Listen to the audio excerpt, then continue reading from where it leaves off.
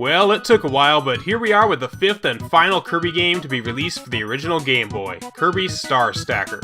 Okay, so where the heck did this game come from? Kirby Star Stacker slipped under the radar to come out for the Game Boy in 1997, and Super Famicom about a year later.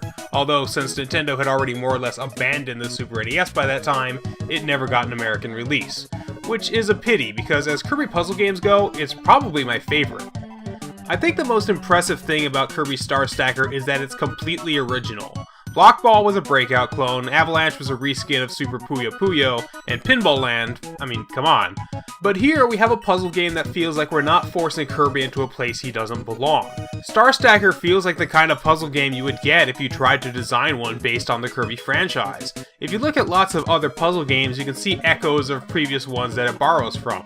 After all, there are only so many ways different tiles can interact with one another. Some games use color, some games use shapes or numbers, sometimes you have to match 3 in a line or form adjacent bundles, but Star Stacker just feels different. It feels like the kind of game that has such a natural design, you're kind of surprised no other major game used this before or after. So what's the objective? You have a series of tiles based on Kirby's 3 animal friends, Rit, Ku, and Kine, and whenever they form a sandwich of blocks between them, they clear out. But if you manage to form combos, you get stars raining down to potentially form even more matches, which in turn can form even more combos. It looks a lot more complicated than it really is, honestly, and once you start to play it, you'll understand the concept very quickly. Star Stacker is incredibly easy to pick up and play and gives you everything you'd expect in a puzzle game from this time, including a round clear mode, versus mode, endless mode, time attack, anything you happen to be in the mood for, which is a very welcome design choice. Star Stacker came out for both the Game Boy and the Super Famicom as Kirby no Kira Kira Kizu, or Kirby Sparkling Kids. The two games are pretty much identical, save for the advanced graphics and sound of the Super Famicom version, which looks nice, but isn't really imperative to enjoy it, of course. The big draw of the 16-bit remake is the addition of a story mode, which pits you against a series of opponents not unlike the main game of Kirby's Avalanche.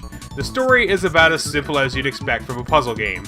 Mr. Star is happily flying through the solar system when King Dedede decides to be a jerk and shoot him out of the sky. Seriously, that's his only motivation, he just feels like causing trouble. Now that Mr. Star is broken into pieces, all his bits are falling across Popstar and it's up to Kirby to battle the denizens of Dreamland to get him back.